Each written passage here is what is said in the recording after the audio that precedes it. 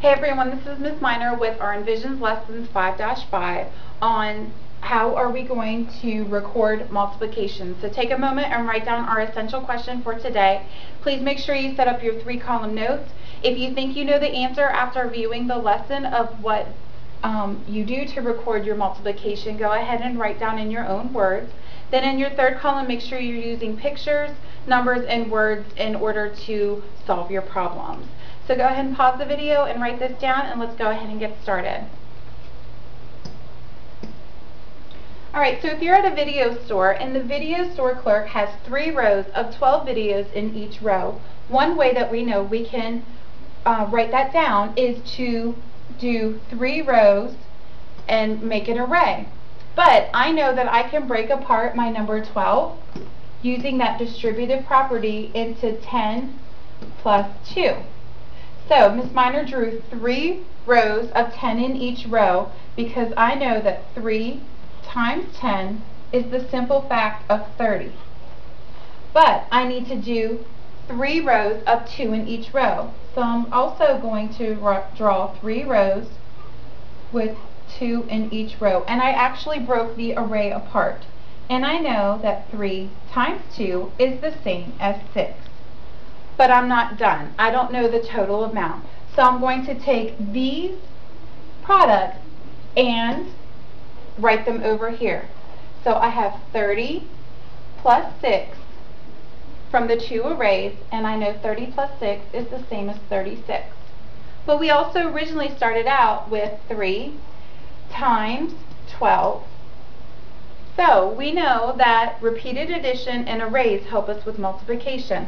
3 times 12 is the same as 36, which is what our original problem was. So we can use pictures, use that distributive property, and break the numbers apart in order to solve a simpler problem. Another way to record your multiplication is by using partial products. First, what you do is you start with the 2 factors that you're multiplying, 16 times 2. Take 2 times 6, and you know that it gives you the product of 12. So I'm going to record my partial product of 12 in my top box. Now I'm done with multiplying by the 6, so I'm going to use the partial product of 2 times 1. But notice what place value the 1 is in. It's in the tens place. So I'm not really multiplying by 1, I'm multiplying by 10. So I'm going to put my placeholder of a 0 in the ones place, then take 2 times 1 and write my 2. Because 2 times 10 is the same as 20. So my partial products are 12 and 20. Now what you do is you add up your partial products to equal your total product of 16 times 2. 2 plus 0 gives you 2, and 1 plus 2 gives you 3. So our product for 16 times 2 is 32. Now another way that you can record multiplication has a few simpler steps. Take for instance 27 times 3. What we do is our regular multiplication facts, and we're going to take the 3 and multiply by 7. 3 times 7 is, we know, is the same as 21, so we're going to record our 1 in the ones place, and our 2 we will regroup in the tens place. But since we're 4th graders now, we're not adding or subtracting, we're multiplying. So now we're going to take 3 times 2, which we know is the same as 6, and then add 2 to it and write it in our tens place. To check ourselves, you can take 27 and add it together 3 times. Because we know multiplication is the same as repeated addition. 7 plus 7 is 14, plus 7 more is 21. Regroup your 2, 2, 4, 6, 8, 81. Do your answers match up? They sure do. So what you do is you multiply the ones first. Record your answer from the ones place here, and regroup your tens place above the tens, which we have a 2 here. Then you multiply 3 times 2 to get 6, but add 2 more. So it is 81.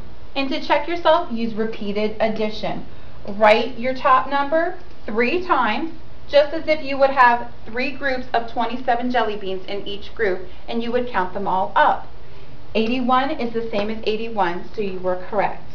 Now, some problems I would like for you to try on your own. Write this one down, but this one do the partial products. This one is the trickier one. Take 3 times 4 and record your answer in the top box.